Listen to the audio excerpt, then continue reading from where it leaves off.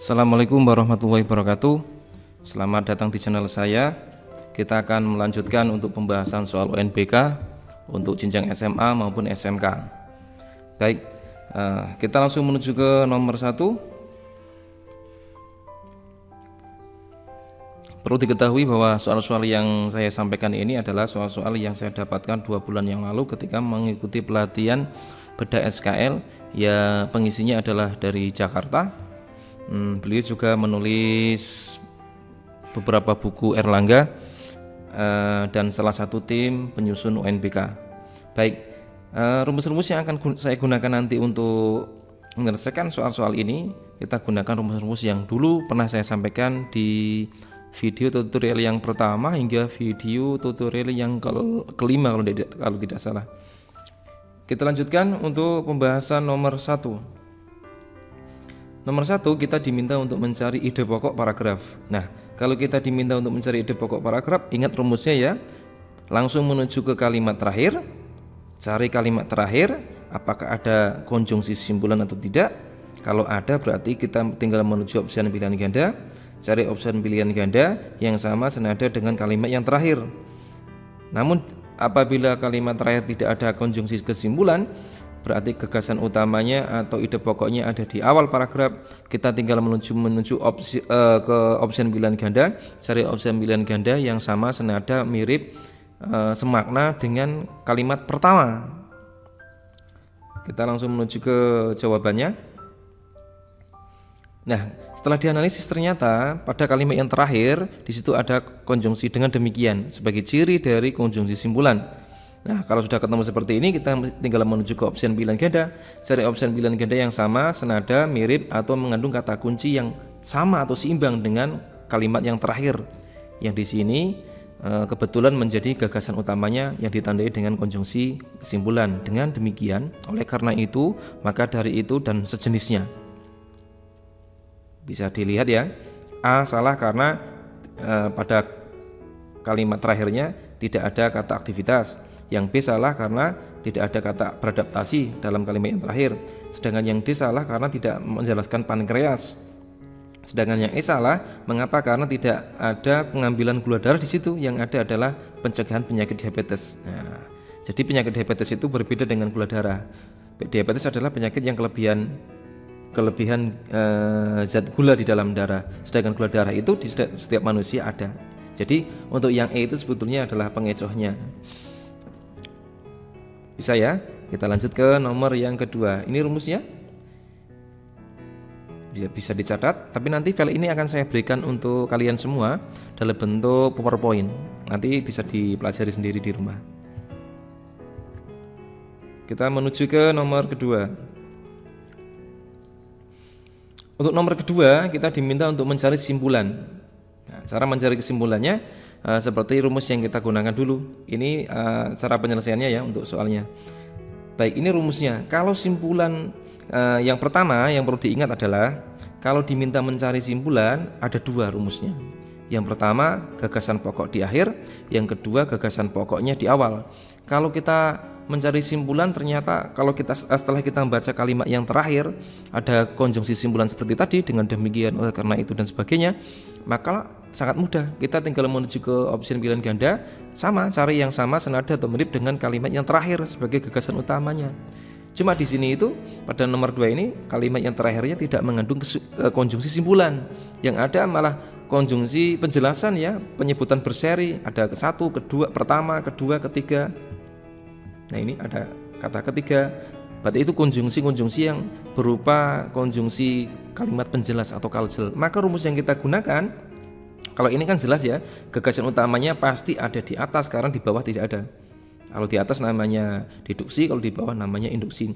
Yang sudah saya beri tanda hijau itu, kalimat yang hijau itu berarti gagasan utamanya. Nah, nanti kita tinggal lihat rumusnya kita gunakan kun kalut, kun kaljel. Kata kunci pada kalimat utama dan kata kunci pada kalimat penjelas kita gabung menjadi satu.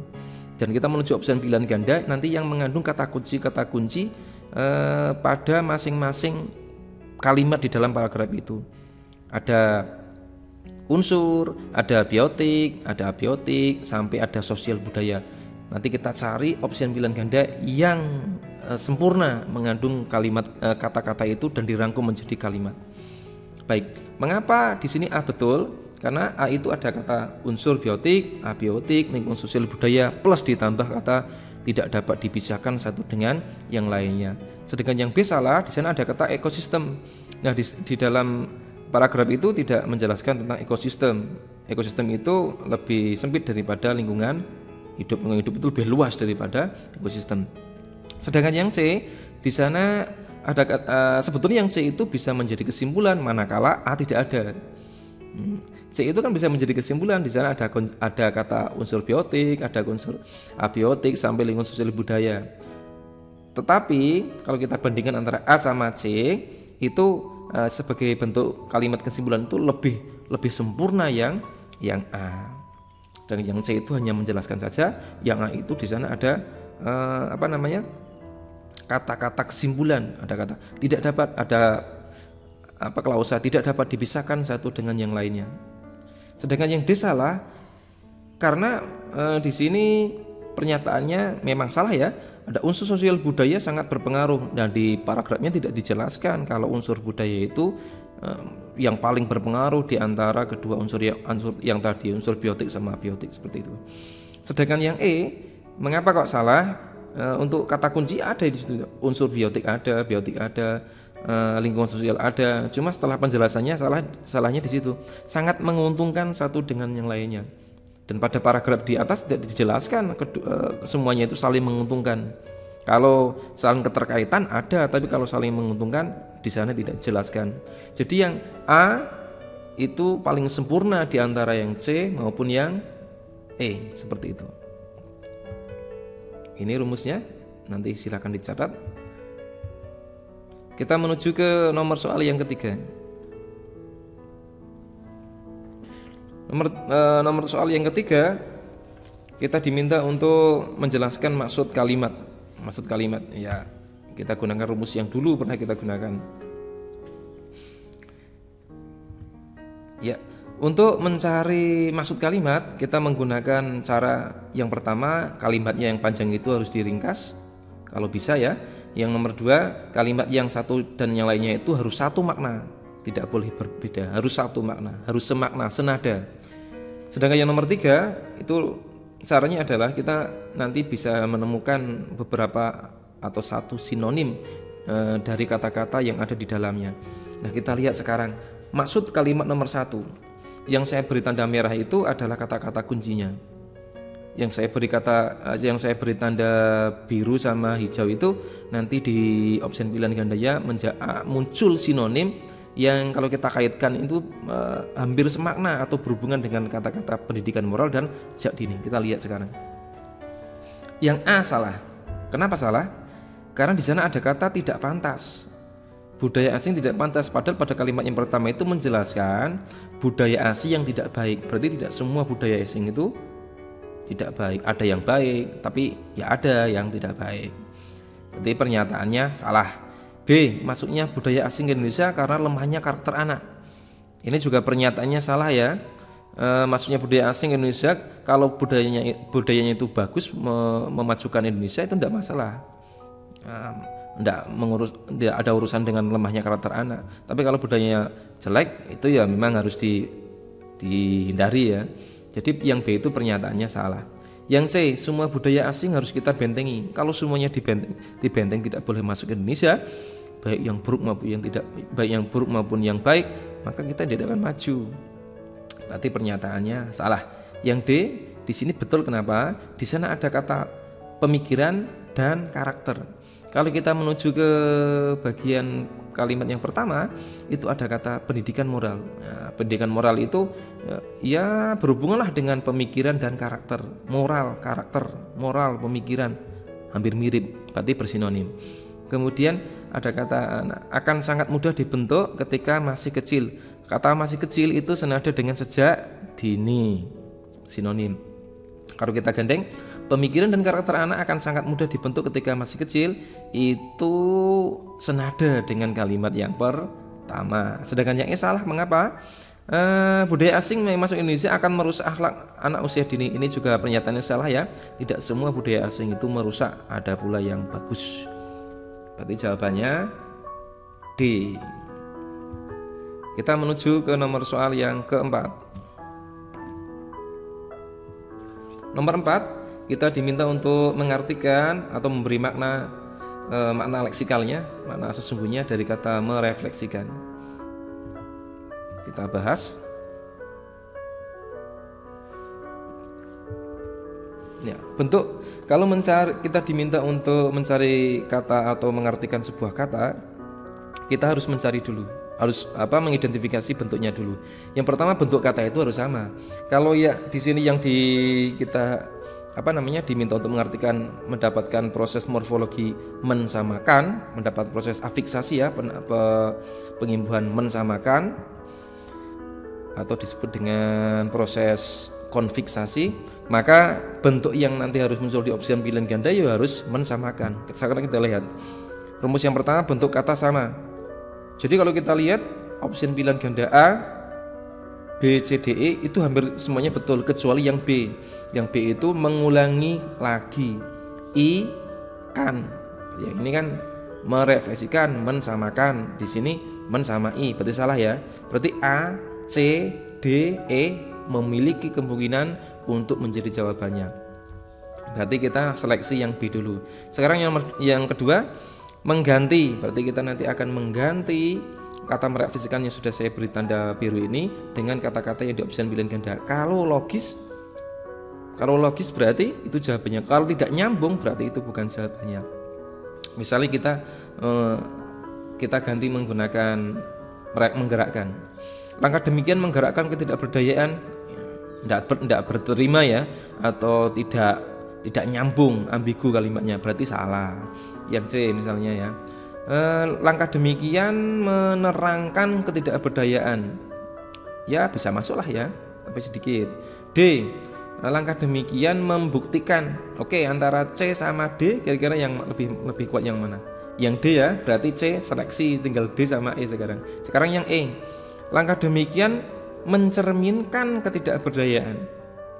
Ya, ada D sama E, itu seimbang. Cuma kalau kita masih bingung, kita melogika sajalah.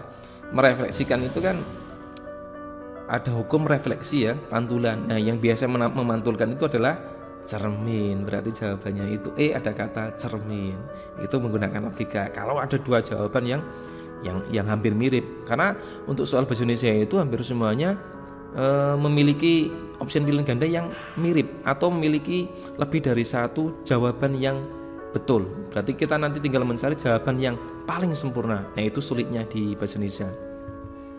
Kita menuju ke nomor 5. Kita diminta untuk mencari pandangan penulis.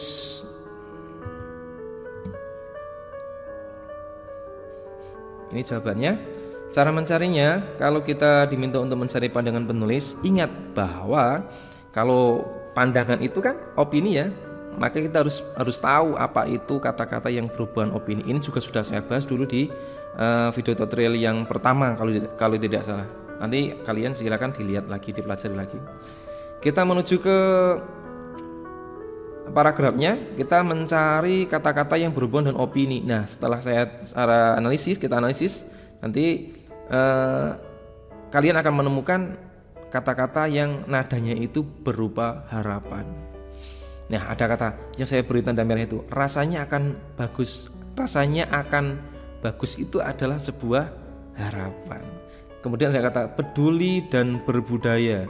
Itu peduli dan berbudaya. Berarti apa ya? Himbauan. Oke, sekarang sudah ketemu, kita tinggal menuju opsi pilihan ganda. Cuma di sini masalahnya ya, nanti isi masing-masing opsi pilihan ganda itu harus sesuai dengan pernyataannya, Sekarang kita lihat di sini mengapa A betul, karena A itu ada kata ya semakin sadar. Baik, kita ke ini dulu yang awal dulu ya. Opsi pilihan ganda A sampai E kita analisis dulu apakah semuanya mengandung kata opini. Baik, ternyata yang A itu ada kata berharap, opini ya. Tapi yang B juga ada kata berharap pula, berarti opini pula. Yang C ada kata mengharapkan, yang D ada kata berpendapat, yang E ada kata berpendapat. Berarti A, B, C, D, E itu semuanya opini. kalau kita lihat dari keberadaan kata-kata opininya. Sekarang kita analisis yang kalau seperti ini kita tidak bisa menggunakan rumus yang pertama ya. Kita harus menggunakan rumus yang kedua, yaitu isinya itu harus sesuai dengan pernyataannya. Tadi kan pernyataannya bahwa si penulisnya itu ingin ingin sekolah itu peduli dan berbudaya. Peduli dan berbudaya dalam menjaga kebersihan. A. Penulis berharap agar para siswa semakin sadar betapa pentingnya merawat dan menjaga lingkungan. Masuk ya, ada kata semakin sadar. Rasanya akan sangat bagus peduli dan berbudaya, semakin sadar.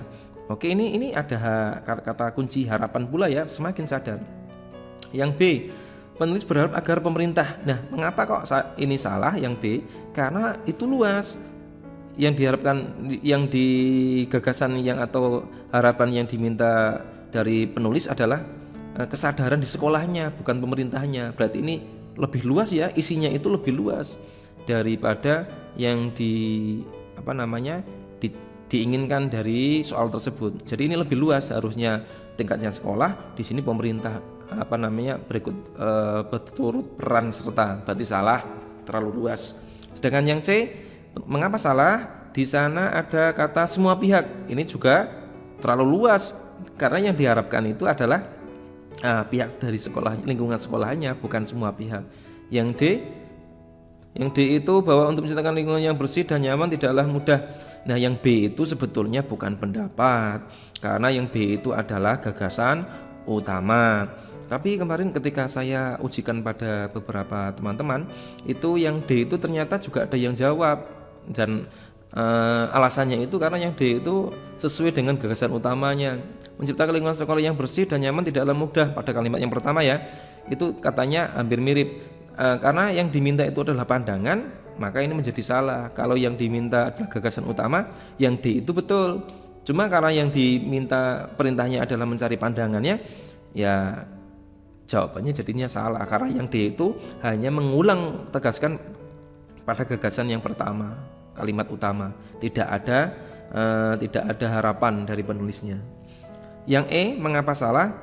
Yang E itu ada kata pemerintah ya di bawah itu yang sudah saya garis bawahi, ada pemerintah. Ini terlalu luas, maka kita tidak usah memilih jawaban itu.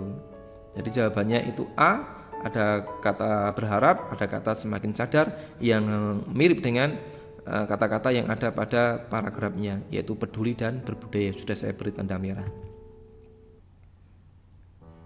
Kemudian nomor 6, kalimat yang menyatakan hubungan sebab akibat. Ini sangat mudah, ini rumusnya, nanti tinggal dihafalkan saja.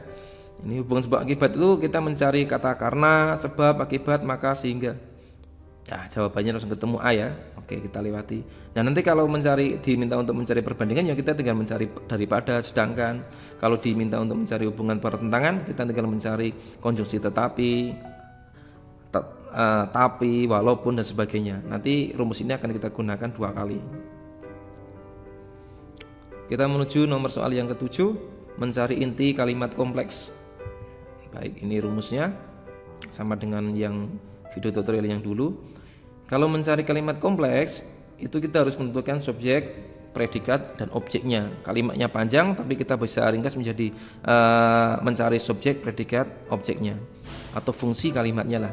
Inti kalimatnya SPO. Sekarang kita tentukan mana ya. Yang S pelakunya adalah Tiongkok, kata kerjanya menempatkan atau sebagai predikat tindakan, terus anjungan minyak itu sebagai objeknya. Mengapa objek? Karena bisa dibalik ya, anjungan minyak ditempatkan oleh Tiongkok, berarti itu objek. Kalau tidak bisa dibalik, namanya pelengkap.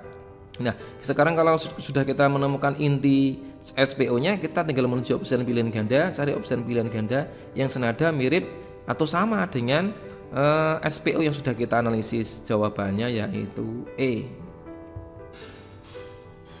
Sekarang kita menuju ke nomor 8. Tanggapan logis terhadap teks tersebut adalah cara mencari tanggapan logis. Sama ya, tanggapan harus sesuai dengan gagasan utama. Jadi kita harus mencari gagasan utama paragraf tersebut terlebih dahulu. Kita akan mencari gagasan utamanya dulu. Kalau mencari gagasan utama, kita gunakan yang tadi rumusnya, baca kalimat terakhir. Hal tersebut tentu sangat berbahaya. Ada kata hal tersebut berarti ciri dari kalimat penjelas. Maka gagasan utamanya tidak mungkin ada di bawah, berarti ada di atas. Nah, kita tinggal mencari opsian pilihan ganda yang senada, mirip dan logis, nadanya positif sesuai dengan kalimat yang pertama sebagai gagasan utamanya. Secara psikologis, kemacetan selalu membuat para pengendara habis kesabaran dan cenderung ingin saling mendahului. Kata kuncinya adalah kemacetan, habis kesabaran, terus ingin mendahului. Mengapa A salah? Sekarang kita lihat, kebutuhan kendaraan bermotor mengakibatkan kemacetan melebihi ambang batas. Yang A itu menjelaskan tentang kemacetannya saja, tidak menjelaskan tentang psikologisnya. Padahal kalimat yang pertama sebagai gagasan utamanya itu menjelaskan tentang psikologisnya, yaitu yang habis kesabaran dan cenderung ingin saling mendahului. Berarti yang A itu salah karena tanggapannya itu tidak sesuai dengan gagasan utamanya. Di sini menjelaskan tentang psikologisnya, sementara yang A menjelaskan tentang akibat kemacetannya. Yang B, mengapa salah? Di sini menjelaskan banyak kecelakaan, lebih batas yang disediakan, tidak menjelaskan tentang habis kesabaran atau sikap atau psikologis dari pengendara. Tidak sesuai dengan gagasan utamanya. Sedangkan yang C itu sesuai. Ada kata kesadaran, berlalu lintas pengendara bermotor dirinya semakin berkurang. Mengapa berkurang? Bisa dijawab nanti, karena pengendara itu habis kesabaran dan cenderung ingin saling mendahului. Berarti yang C itu bisa menjawab, bisa dibuat pertanyaan dan nanti akan dijawab pada gagasan utamanya. Yang D, mengapa salah? Karena di sini peran pemerintah membatasi kendaraan bermotor. Sedangkan gagasan utamanya menjelaskan tentang kesabarannya pengendaranya, bukan pembatasan kendaraan bermotornya. Yang E, pemerintah gencar membangun fasilitas jalan. Nah, ini juga salah ya. Juga salah. Yang E itu tidak semakna dengan gagasan utama yang menjelaskan tentang dampak psikologis dari pengendara, yaitu yang habis kesabaran terus cenderung ingin saling mendahului. Jawabannya berarti C. Sedangkan yang nomor 9 panjang ya. Kita mencari bukti simpulan. Ya, kalau mencari bukti simpulan itu lebih mudah daripada mencari simpulan. Kalau mencari bukti simpulan itu biasanya gagasan utamanya ada di bawah, atau menggunakan konjungsi simpulan, atau konjungsi sebab, atau konjungsi akibat. Nah, sekarang kita lihat analisis.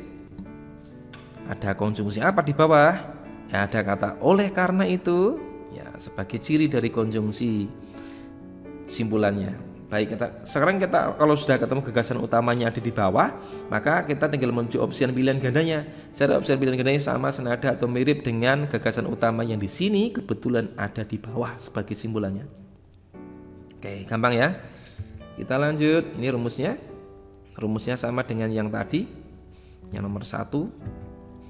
Sekarang menuju ke nomor 10. Nomor 10, kalimat yang menyatakan hubungan perbandingan. Ini tadi sudah ya. Nah, tinggal kita terapkan. Kalau tadi hubungan sebab akibat, sekarang hubungan perbandingan. Perbandingan. Kita tinggal mencari kata daripada atau sedangkan. Ketemu ya di nomor 6. Gampang. Sekarang nomor 11. Ringkasan teks tersebut adalah cara mencari ringkasan tergantung dari jenis teksnya. Kalau ringkasan itu berupa teks fiksi ya, maka yang kita ringkas adalah jalan ceritanya. Jadi jalan ceritanya itu runtut atau bisa dibolak-balik, cuma nanti endingnya runtut. Cuma kalau yang diringkas non fiksi, yang runtut adalah inti kalimat-kalimatnya. Berarti kalimat ke-1 harus dilanjutkan kalimat kedua sampai kalimat terakhir. Jangan kalimat ke-1 terus kalimat ketiga, terus menuju kalimat kedua, 2 ke 4, terus baru kelima. Itu namanya tidak ringkasan tapi ikhtisar, acak. Rumusnya dulu pernah saya berikan untuk yang ringkasan dan ikhtisar. Nah, sekarang kita analisis. Ini bentuknya apa ya? Kita lihat dulu. Ya, ini bentuknya adalah teks non fiksi, maka yang harus runtut adalah kalimatnya. Kalimat pertama harus dilanjut kalimat kedua, kalimat ketiga sampai kalimat terakhir. Cara mencarinya adalah kita harus mencari kata-kata kunci pada masing-masing kalimat. Kita lihat sekarang yang A. Mengapa A salah? Karena A itu diawali dengan ragam bahasa. Sedangkan kalimat yang pertama itu menjelaskan kata kuncinya adalah pengingat verbal, karya kreatif, menuang estetika, sampai memanfaatkan banyak unsur. Sedangkan kalimat yang A yang muncul pertama adalah ragam bahasa. Ragam bahasa itu di sini ada pada kalimat ketiga. Berarti ini bukan ringkasan teks non fiksi karena tidak runtut. Harusnya kalimat yang pertama, kedua, ketiga sampai terakhir. Sekarang kita menuju yang B. Mengapa B salah? Yang B juga sama ya, diawali dengan kata ragam bahasa yang sebetulnya ragam bahasa itu kata kunci pada kalimat yang ketiga. Berarti tidak runtut. Yang C mengapa salah? Yang C karena salah dia terdapat kata kunci berirama, berrima yang itu ada pada kalimat keempat. Ya, kalimat keempat. Berarti tidak runtut ya. Harus kalimat yang pertama dulu kata kunci yang muncul, tidak boleh diubah-ubah. Enggak boleh diacak. Yang D, rima atau persamaan bunyi. Ini sama ya.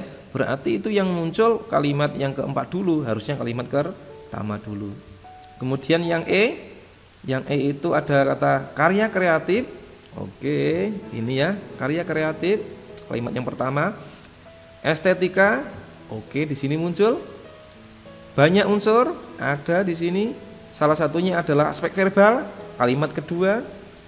Salah satunya adalah ragam bahasa kalimat ketiga. Berarti yang dari A, B, C, D, I yang paling runtut adalah E. Karena diawali dengan kata kunci yang pertama, kalimat pertama, kata kunci ada pada kalimat kedua, dilanjut kata kunci pada kalimat keempat.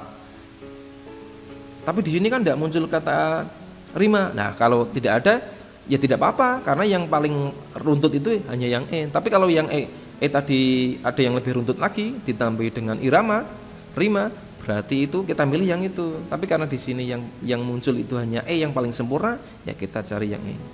Ini mohon maaf karena suasananya hujan, jadi ada beberapa suara noise ya nanti yang muncul.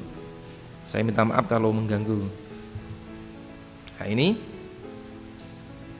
kalimat yang pertama iklan kreatif, aspek verbal, ragam bahasa, rima, pengingat. Yang di sini muncul 1, 2, 3 saja ya, rima sama pengingat tidak muncul. Tapi yang paling runtut itu ya kita milihnya itu. Sekarang kita menuju ke nomor berikutnya. Materinya sudah ke sastra ini.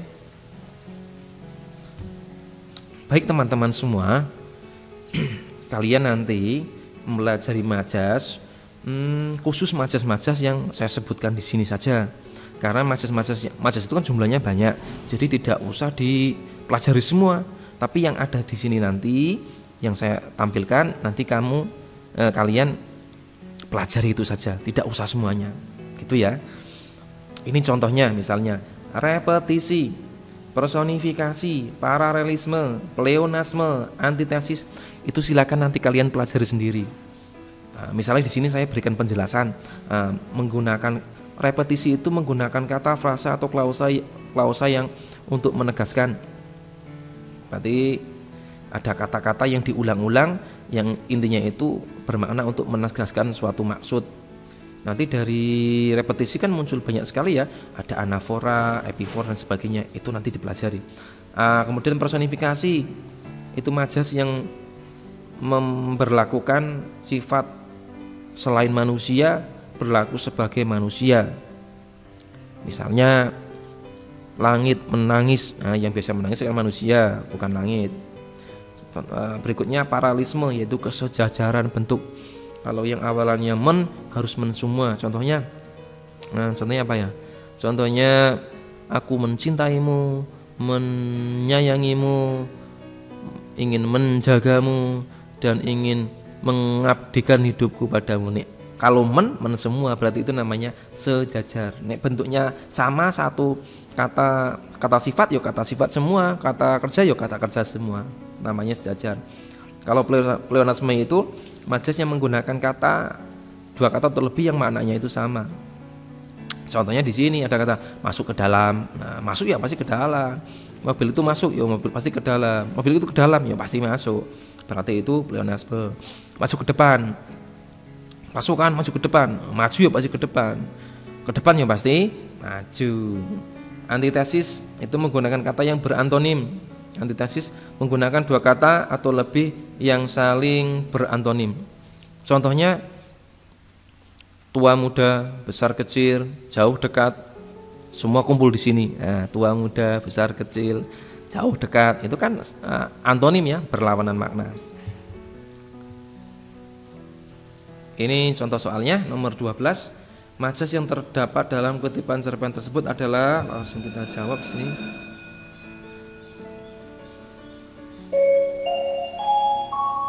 Ujian segera dimulai.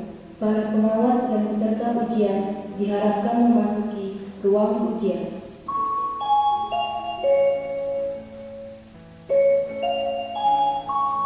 Ujian segera dimulai. Para pengawas dan peserta ujian diharapkan memasuki ruang ujian. Maaf teman-teman, sirinnya belum dimatikan, jadi ya nggak apa-apa lah untuk backsoundnya saja ya. Oke, kita lanjut lagi. Berikutnya nomor 12. Nah, majas yang terdapat dalam kutipan cerpen tersebut. Di sini ada majas baru ya, namanya eufemisme. Eufemisme itu majas yang menggunakan ungkapan halus. Contohnya babu diganti dengan pembantu rumah tangga. Sekarang diganti lagi dengan istilahnya asisten rumah tangga. Atau bunting diganti hamil. Oke, itu namanya eufemisme, menggunakan kata yang lebih halus. Paralelisme tadi sudah. Paradoks menggunakan dua kata yang berlawanan makna. Contohnya dia menangis di dalam kebahagiaan. Dia kesepian di dalam keramaian. Nah, paradoks. Kalau metafora itu mempersamakan sifat, bentuk, warna dengan suatu yang lainnya. Intinya metafora itu majas simile atau perumpamaan yang diperpendek tanpa menggunakan kata pembanding, bagaikan bak serupa laksana. Contohnya wajahnya bagaikan bulan purnama, disingkat saja nanti, tidak usah ada kata bagaikannya. Wajah purnama atau wajahnya adalah purnama, atau langsung saja hai wajah purnama. Nah, begitu. Ini jawabannya adalah B, karena personifikasi ya. Ada sang mentari mulai tersenyum. Nah, matahari atau mentari kok tersenyum, berarti sifatnya seperti manusia. Nyanyian burung, kalau burung bernyanyi itu majas personifikasi, tapi kalau burung berkicau berarti bukan majas personifikasi. Kalau manusia berkicau berarti penjual burung. Kemudian yang berikutnya sinar mentari, menyelinap. Nah, yang biasa menyelinap karena menyelinap kan manusia ya. Berarti sinarnya itu diibaratkan seperti manusia. Udara dingin pun ikut menyerang. Yang biasa menyerang itu kan binatang ya manusia ya, tapi kalau udara menyerang ya terkesan aneh lah. Oke, sudah, kita lanjut ke nomor 13. Bentar, tak lihat jam dulu. Oke, masih nyampe ya waktunya. Nomor 13, di sini kita diminta untuk mencari amanat sebuah puisi. Cara mencari amanat adalah 1. Amanat itu isinya adalah saran, ajakan, atau imbauan. Kalau nanti opsi pilihan ganda tidak ada saran, ajakan, imbauan, berarti bukan amanat. Itu aja. Terus yang nomor 2, kalau biasanya menggunakan kata kerja yang berpartikel lah. Sayangilah, jagalah. Nah, seperti itu modelnya. Berikutnya menyeluruh, artinya yang namanya amanat itu adalah gabungan atau ringkasan dari semua baris-baris kalau dalam puisi, bait-bait baris-baris di dalam bait di dalam puisi. Kalau dalam cerpen berarti ringkasan dari semua kalimat di dalam satu paragraf atau ringkasan dari paragraf di dalam satu wacana. Sekarang kita lihat, kita analisis mengapa jawabannya B. Sekarang kita menuju yang A dulu. Mengapa A salah? Tanpa seorang ibu kita tidak akan bermakna apa-apa. Baik, jawaban antara A sama B itu sebetulnya imbang ya. A itu apakah ada saran, ajakan atau imbauan? Tanpa seorang ibu kita tidak akan bermakna apa-apa. Ada ya? Ini imbuhan ya. Oke. Apakah ada partikelah? Tidak ada. Apakah menyeluruh? Bermakna apa-apa? Kita menuju ke barisnya coba. Bukan siapa-siapa, tidak bisa apa-apa, tidak tahu dunia, tidak lengkap duniaku. Oke lah. Yang A itu bermakna apa-apa itu artinya menyeluruh ya. Menyeluruh dari jasa seorang ibu. Berarti yang A itu bisa menjadi jawabannya. Manakala yang B tidak ada. Sekarang kita lihat yang B. Mengapa B kok di sini kita pilihnya B tidak yang A? Padahal yang A itu bisa menjadi pilihannya. B. Apakah ada saran? Hormatilah ibu. Oke, ada sarannya. Hormatilah. Hormati saran. Kata kerja berpartikelah adalahnya. Tadi A tidak adalahnya. Ada sarannya tapi tidak ada lahnya. Sekarang yang B itu ada lahnya. Menyeluruh? Iya menyeluruh. Tidak berarti apa-apa. Itu maknanya hampir mirip dengan bermakna apa-apa. Oke, berarti jawabannya B ya. Sekarang yang C mengapa salah? Yang C ada kata senantiasa memaafkan. Ternyata yang C itu tidak ada partikel lahnya meskipun ada saran ya. Dan dia hanya menjelaskan baris ke-1 dari tidak menyeluruh. C salah karena tidak menyeluruh ya, hanya menjelaskan baris yang pertama. Sedangkan D salah karena dia hanya menjelaskan baris yang ke-4, tidak tahu dunia, lahir ke dunia. Nah, sama. Yang E mengapa salah? Karena hanya menjelaskan baris yang terakhir, tidak akan lengkap. Tanpa ibu tidak akan lengkap. Nah itu berarti menjelaskan baris terakhir tidak bisa menjadi amanat karena hanya menjelaskan baris-baris salah satu baris di dalam bait itu, tidak menyeluruh. Yang paling sempurna jawabannya adalah, yang jawabannya betul adalah A dan B, dan yang paling sempurna adalah B karena ada partikel lahnya. Tapi ingat, tidak semua amanat itu menggunakan partikel lah. Kita lanjut ke nomor soal yang ke-14. Watak tokoh marni pada penggalan cerpen di atas adalah cara mencari watak tokoh. Ada 2 cara. Yang pertama caranya adalah dramatik, yang kedua adalah analitik. Dramatik itu langsung, artinya tokohnya itu bercerita sendiri bahwa dia itu sifatnya seperti ini. Tokoh yang lainnya juga menyatakan bahwa tokoh yang itu sifatnya seperti itu. Dan atau pengarangnya sendiri bahkan menjelaskan sifat-sifat tokoh-tokoh di dalam ceritanya. Berarti langsung ada buktinya. Sedangkan yang analitik itu tidak langsung. Dia menjelaskan kita diminta untuk menyimpulkan, ada kalimat terus kita diminta untuk menyimpulkan. Contohnya, mari memakai pakaian seorang wanita yang suka mengendari arek king. Nah, lengannya ditato. Kemudian dia bermain dengan cowok-cowok di jalanan. Nah, kalau ada kalimat seperti itu kan tidak menjelaskan bahwa marni itu sifatnya ugal-ugalan, urakan. Cuma kalau kita analisis, oh berarti ini marni itu sifatnya ini ya. Oh ini ya. Meskipun tidak dijelaskan ada kata-kata urakan, tapi kita bisa menyimpulkan. Nah itu yang disebut dengan analitik. Jadi dramatik sama analitik itu lebih mudah yang dramatik karena ada di situ. Kalau analitik kan kita harus merenungkan dulu ya. Ya. Sekarang kita lihat mengapa jawabannya D. Sekarang A dulu ya. Kita analisis sekarang. Cara menganalisisnya itu adalah per kalimatnya. Contoh, alangkah pedih hati Salamah. Kalimat yang pertama tidak muncul watak ya. Karena yang diminta adalah Marni bukan Salamah. Marni sebenarnya ingin meminta sesuatu kepadanya. Nah ini juga belum masuk ya. Tapi takut. Oke ini sedikit masuk ya. Takut apa? Oh ternyata takut mengundang amarahnya. Ini Marni itu adalah anaknya Salamah. Anak yang takut mengundang amarah ibunya namanya anak yang taat. Nah taat ya. Nah itu yang pertama, kalimat yang 1, 2, 3 keempat itu termasuk jenis analitik karena kita merenung baru menyimpulkan. Kemudian kalimat yang berikutnya, tapi tidak sayangku, bisik Salamah dalam hati. Tidak ada kata kunci untuk karakter watak. Kalau kau terlalu baik, ada kata baik. Oke, baik itu di sini dramatik karena dijelaskan secara langsung. Ada kata baik di situ. Kemudian yang berikutnya, kau tidak melawan. Ya, kalau anak yang tidak melawan dengan orang tuanya namanya anak yang taat pula. Ini termasuk jenis analitik. Berikutnya, Kau tidak minta apa-apa karena kau tidak tahu betul betapa ibunya ini melarat. Ini juga sama ya, taat, melarat sekali. Kau tidak pernah merengek minta diberikan mainan. Anak yang seperti itu namanya anak yang taat sama ibunya. Analitik juga. Kemudian yang berikutnya, kau tidak pernah merengek. Oh, sudah. Anakku ini yang membuat aku bahagia terenyuh padamu. Kau begitu tabah. Ada kata kunci tabah.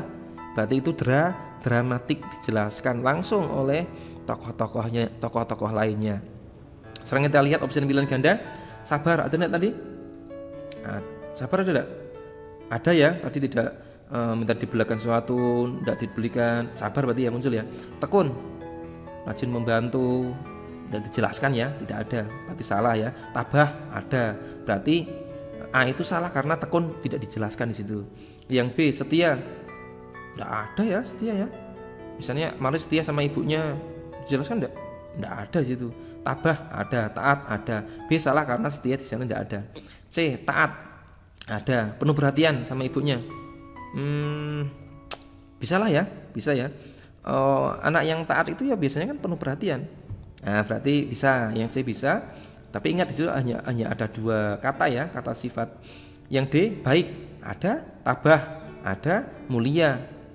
Ya, mulia di sini memang mulia memang tidak disebutkan, cuma ini dramatik ya. Tapi kan mulia itu kan, anak yang mulia itu kan mencakupi semuanya. Contoh gini, orang yang sabar itu apakah orang yang mulia? Iya. Orang yang tekun apakah mulia? Iya. Orang yang tabah mulia? Iya. Orang yang setia apakah orang yang mulia? Iya pula. Berarti mulia itu kata yang mencakupi seluruh kata-kata yang di situ. Nah, mengapa jawabannya D? Ya karena itu jawabannya itu lebih sempurna dari jawaban yang lainnya. Sedangkan yang E pasrah, tidak ada di situ. Sabar ada, taat ada, yang E pasrah tidak ada. Berarti C sama D lebih sempurna yang mana jawabannya? Ya jelas yang D, 3:1 banding 2. Oke, kita lanjut. Nomor 15. Latar tempat kutipan cerpen tersebut adalah, caranya sama ya, dramatik dan analitik. Kita mencari latar tempatnya. Yang saya beri tanda merah itu latar tempatnya, sekolahnya, Bandar Lampung, menuju kelas. Ingat, kita mencari latar tempat itu adalah latar yang latar yang menjadi kegiatan tindakan atau menjadi tragedinya di situ. Kalau belum sampai ke sana ya berarti belum. Contoh di sini, dia berjalan dengan sangat santai menuju kelasnya. Berarti kan dia belum sampai di kelasnya. Berarti yang C itu jebakan ya. Yang C itu kan dia belum sampai ke kelasnya. Di jalan, iya jalan. Di jalan. Di sini dia berjalan dengan sangat santai menuju kelasnya. Tapi kan tidak dijelaskan jalan menuju kelasnya ya, di sini ya adanya hanya jalan gitu saja ya. Berarti salah. Yang D Bandar Lampung. Bandar Lampung itu lebih luas daripada sekolah. Yang E papan pengumuman. Tidak bisa. Berarti jawabannya yang paling tepat adalah A, yaitu sekolah. Lebih sempurna lagi kalau di sana SMAN 22 Bandar Lampung. Ya, yang lebih detailnya lagi kan SMA-nya. Kalau Bandar Lampung masih luas. Oke, lanjut ya. Nomor 16. Penyebab konflik. Sama ini, dramatik analitik lagi. Kita tinggal mencari penyebabnya apa. Ini gampang ya. Yaitu penyebabnya adalah sobeknya poster Rinta. Nah, di sini ada yang B itu sobeknya poster A-nya. Itu pengecohnya ya. Yang betul adalah sobeknya poster Rinta. Konflik itu adalah awalan penyebab terjadinya sebuah masalah. Jadi dalam cerita itu kan ada muncul pengenalan, orientasi, kemudian muncul masalah, bertemu jadi satu namanya konflik, baru menuju ke anti klimaks atau penyelesaian. Nah, berarti di masalah itu konflik ada, berarti api penyulut pertama muncul masalah. Konflik ya. Konflik bertemu menjadi klimaks, yaitu puncak permasalahan. Oke, sudah ya. Ini mudah sekali. Ada kata kuncinya sobek. Masalahnya sobek berarti. Nomor 17. Kita mencari watak. Tapi sebelum kita mencari watak, karena yang di opsi pilihan ganda yang ini muncul adalah istilah-istilah. Ada istilah, kemudian ada kata majmu' atau biasa disebut sebagai idiom ya. Nanti kita harus tahu dulu. Misalnya optimis. Ini ya, optimis itu adalah berpandangan baik dan selalu berusaha. Rendah hati, tidak sombong. Yang optimis itu adalah istilah. Rendah hati itu termasuk jenis kata idiom, ungkapan. Dua kata atau lebih yang membentuk makna dan kata yang baru, itu namanya idiom. Kemudian ada kata peduli. Ini istilah ya. Kemudian sombong itu idiomnya tinggi hati. Kalau rendah hati itu tidak sombong, kalau tinggi hati itu sombong. Ambisius adalah ini kebalikan dari optimis. Kalau ambisius itu memiliki sifat yang kuat, sama seperti optimis, kuat keinginannya. Cuma dia kalau gagal itu kecewaannya mengerikan, berlarut. Apa jenis broken heart. Oke, setelah kita analisis, kita mencari watak Fandi ya. Ya, nggak lagi deh. Para peserta dipersilakan mengerjakan soal ujian.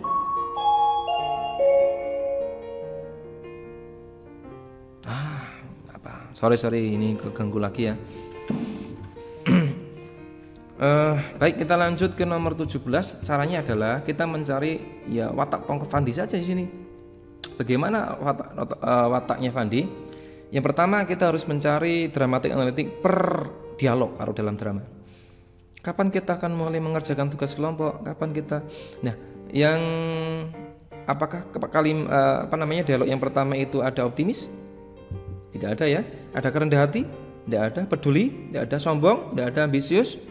Tidak ada. Nah, yang ada itu cuma peduli ya. Di sini kalau peduli ada nih. Kapan kita akan mulai mengerjakan tugas kelompok? Berarti dia peduli sama apa?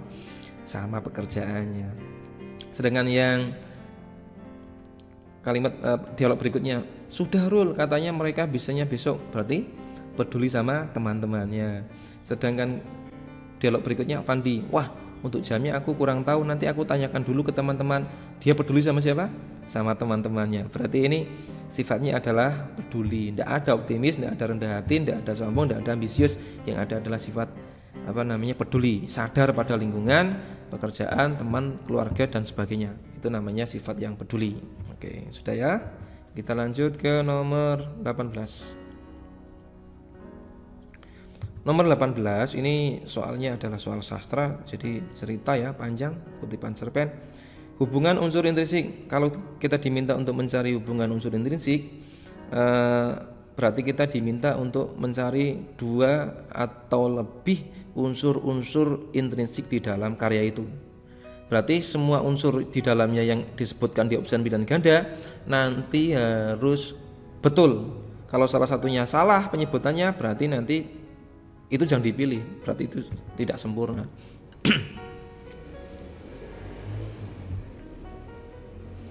Baik, ini ceritanya ya. Ceritanya itu setibanya Pak Usman di restoran kecil, sepulang dari sekolah Larasati segala memulai pembicaraan. Baik, Pak Usman itu, ini ceritanya Pak Usman sama Larasati itu dia ada masalah. Kemudian dua-duanya ini dia kan berasal dari sekolah, yang ditunjukkan dengan kata itu ya, sepulang dari sekolah. Kemudian bukan kedinasan, berarti 2 orang ini adalah seorang guru kemungkinan besarnya. Kemudian baik, yang saya beri tanda merah itu yang pertama dia menggunakan kata ganti orang pertama ya. Ada kata saya, ibu, saya. Oke, kata ganti yang pertama. Terus bagaimana cara mencarinya? Keterkaitannya nanti kamu harus membaca dulu ya, membaca ceritanya itu. Ini yang sudah saya analisis.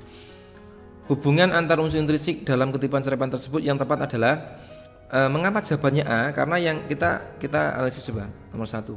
Menggunakan ini bukan sudut. Ya betul adalah sudut itu ya. Menggunakan sudut pandang orang pertama saya. Betul ya tadi ya? Betul. Kata ganti orang tokoh dengan nama kata ganti atau kata ganti Usman, Pak. Oke. Yang A itu betul. Unsur intrinsik sudut pandangnya betul, kata gantinya juga betul. Berarti yang A itu tepat. Sekarang yang B, mengapa kok salah? Amanat yang disampaikan oleh pengarang melalui tema. Oke. Temanya betul, kesabaran. Kesabaran Bu Larasati menghadapi sifat dari Pak Usman, yakni kesabaran tokoh Usman. Nah, seharusnya itu yang sabar adalah Bu Larasatinya, bukan Pak Usmannya. Berarti unsur yang pertama betul tema, tapi penokohannya salah. Berarti kalau salah ya jangan dipilih. Yang C, asal tokoh dijelaskan pada awal cerita dan tengah cerita, yaitu sekolah. Nah, tidak mencerminkan dari mana dia berasal. Padahal tadi ceritanya kan ada kata sekolah sih ya. Ini saya ulangi lagi, saya perlihatkan. Ini nih ada kata ini sepulang dari sekolah. Kemudian ada lagi mana ya, saya lupa. Ini di sekolah. Nah, ini berarti menjelaskan bahwa dia itu memang dua orang itu berasal dari sekolah. Berarti pernyataan untuk yang nomor 18 itu yang C salah ya. Ya, karena sudah dijelaskan dari sekolah tadi. Sekarang yang D mengapa kok salah? Karena yang D itu ya alurnya itu kurang menonjol. Jadi di sini tidak nampak alurnya itu dominan ya, atau alurnya itu menjadi titik tumpuan bacaan. Jadi di sini tidak ada tadi. Itu salahnya. Yang E sekarang, yang E latarnya benar, yaitu mendukung. Ya latar kan bisa di mana saja ya, mendukung. Cuma untuk kesabarannya itu, untuk penokohannya salah. Seharusnya yang sabar adalah Bu Larasati, bukan Pak Usman. Jadi kedua-duanya itu harus betul unsurnya itu. Hubungan kan lebih dari satu pastinya. Berarti yang sempurna adalah A, yaitu penokohan sudut pandangnya betul, kemudian menggunakan kata ganti juga betul. Oke, kita lanjut ke nomor 19. Nomor 19. Bukti watak tokoh aku. Oke, kita menggunakan rumus dramatik dan analitik. Ya, bukti watak tokoh aku adalah seorang rela berkorban. Dalam kutipan novel tersebut adalah rela berkorban. Kita analisis dulu. Nomor 1. Apa gunanya masa mudaku kalau tidak untuk memperjuangkan cita-cita besar? Orang yang suka memperjuangkan cita-cita besar, apakah selalu rela berkorban? Iya ya. Ini termasuk dramatik atau analitik? Analitik, karena tidak disebutkan kata rela berkorban, yang ada memperjuangkan cita-cita. Kalau kita simpulkan berarti kan kita harus merenung dulu ya. Orang yang selalu memperjuangkan cita-cita besar itu berarti ya rela berkorban. Berarti nomor 1 betul. Kalimat pertama itu ada. Kemudian kalimat yang kedua, biarlah tulang mudaku ini remuk dan badanku susut. Ini juga termasuk analitik, rela berkorban, tapi dijelaskan tidak secara langsung. Berarti nomor 1 dan 2 itu juga bisa menjadi jawabannya. Yang ketiga, aku ikhlas mengorbankan masa. Ada kata mengorbankan, rela berkorban. Dramatik atau analitik? Dramatik, karena ada kata-kata yang sama, yaitu mengorbankan. Plus di situ ada kata ikhlas. Ikhlas itu pasti rela berkorban. Rela berkorban pasti ikhlas. Berarti yang nomor 3 itu juga betul. Tapi nomor 1 dan 2 itu nomor 3 itu lebih sempurna daripada nomor 1 dan 2, karena muncul 2 kata kunci, ikhlas sama mengorbankan. Dan kalau kita simpulkan yang paling lengkap itu 4 sekarang. Tidak boleh lemah. Kalau tidak boleh lemah itu berarti bukan sifat rela berkorban, tapi semangat ya. Aku harus keras pada diriku. Bersih, keras, bukan rela berkorban. Pedih harus aku rasai untuk tahu benar rasanya senang. Nah, ini termasuk rela berkorban, tapi jenisnya adalah analitik, bukan dramatik. Harus berjuang melebihi rata-rata orang lain. Ini juga rela berkorban, tapi bentuknya analitik. Cuma kalau kita analisis, yang nomor 3 itu selain dia dramatik juga muncul 2 kata yang dua-duanya itu berhubungan dengan kata rela berkorban. Berarti yang paling dominan yang nomor 1 itu betul tapi kurang sempurna. Yang nomor 2 juga betul tapi jawabannya di sini tidak ada. Yang B itu betul karena ada kata mengorbankan plus ditambah kata ikhlas sempurna. Yang C itu salah. Yang 5 itu betul tapi lebih sempurna yang nomor 3. Nomor 7 itu betul tapi lebih sempurna yang nomor 3. Berarti jawabannya B. Nah, soal bahasa Indonesia selalu seperti ini. Jadi jawabannya itu lebih dari satu, kita cari yang paling sempurna. Nah, sulitnya di sini. Jadi jawabannya lebih dari satu. Ini ya rumusnya. Nomor 20. Nomor 20. Bukti latar waktu dalam kutipan novel tersebut ditandai. Baik, kita mencari yang dramatik dan analitik. Ya, caranya bukti latar waktu dalam kutipan novel tersebut ditandai dengan dalam nomor. Nah, ya langsung kita lihat saja ya. Waktu itu jam 3 dini hari. Nah, menandakan bahwa bukti itu latar waktu. Latar itu ada 3, latar tempat, latar waktu, latar suasana. Nomor 21. Unsur ekstrinsik yang terkandung dalam kutipan tersebut adalah, ekstrinsik itu adalah unsur pembangun dari luar. Kalau intrinsik itu dari dalam. Soalnya seperti ini. Kalau membangun rumah itu kan bahannya sama sih ya. Ada tanah, kemudian ada pasir, ada batu, ada genteng, ada batu, ada batu bata, kemudian ada kayu dan sebagainya, sama. Tapi kalau saya orang Jawa, saya nanti buat rumah jadinya rumah joglo karena kebudayaan saya orang Jawa. Kalau teman saya misalnya dari dari Sumatera, nanti jadinya rumah Minang karena kebudayaannya, dia tahunya kebudayaannya Minang. Nah, itu tergantung dari unsur ekstrinsiknya, bisa agama, sosial, budaya, politik maupun ekonomi. Kita sekarang mencari. Caranya adalah kita nanti mencari kata-kata yang berhubungan dengan agama, sosial, budaya, politik, dan ekonomi. Kita nanti cari yang paling banyak munculnya yang mana. Ya, kalimat yang pertama ada kata rezeki yang berhubungan dengan agama. Kalimat yang kedua ada kata sujud syukur yang berhubungan dengan agama. Sosial di sini tidak ada. Contoh sosial itu kan tenggang rasa, kemudian saling menghormati, di sini tidak ada. Adanya agama. Sampai ke nomor ada kata kewajiban doa ya. Kemudian ada kata sujud, itu berhubungan dengan agama. Budaya tidak ada di sini. Contoh budaya itu kan misalnya peci itu budaya ya, bukan agama. Kemudian politik itu perebutan kekuasaan misalnya. Ekonomi, kenaikan harga barang misalnya, itu termasuk ekonomi. Di sini tidak ada. Yang paling dominan itu adalah agama. Jadi caranya kalian silakan mencari, menganalisis kata-kata yang berhubungan dengan kelima unsur ini, agama, sosial, budaya, politik, ekonomi. Yang paling banyak yang mana, itu yang nanti dipilih. Jawabannya yaitu A.